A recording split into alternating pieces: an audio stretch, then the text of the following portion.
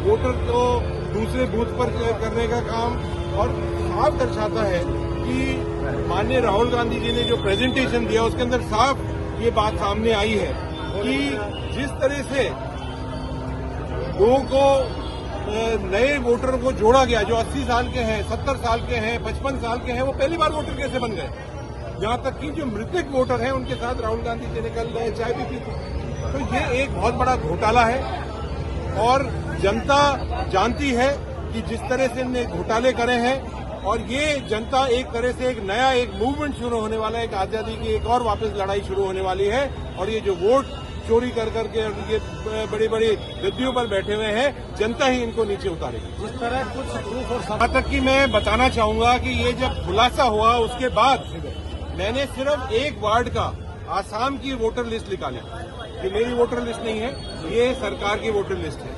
और इसके अंदर आप देखेंगे कि ये सारे के सारे जो नाम हैं, ये सारे डुप्लीकेट नाम हैं। एक ही परिवार, एक ही घर में रहने वाले लोग अलग अलग समाज के, मतलब 8 समाज के एक ही घर के अंदर रिश्तेदार कैसे हो सकते हैं। तो ये साफ दर्शाता है, ये तो एक वार्ड की है, एक बूथ की भी नहीं है, एक वार्ड की लिस्ट है।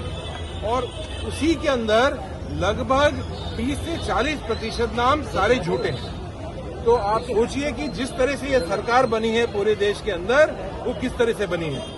और यहाँ तक कि जहाँ तक अलवर के अंदर भी जो हमारा चुनाव हुआ है, आपने देखा है, आप खुद ही मीडिया के साथ ही कहते थे कि एक तरफा जीत कांग्रेस पार्टी की भाई ललित यादव जी की होगी, और दूसरी तरफ जब रिजल्ट आते हैं तो चौंकाने वाले रिजल्ट आ जाते हैं। तो ये जनता के सामने ये बात माननीय राहुल गांधी जी ने, कांग्रेस पार्टी ने पहुंचाई है, और इसके ऊपर इनको गद्दी छोड़नी पड़ेगी। ये हमारा जंग जारी है। अच्छा, एक अहम बात है कि निर्वाचन, जो हमारा निर्वाचन विभाग है वो भारतीय जनता पार्टी के कार्यकर्ता के रूप में काम कर रहा है।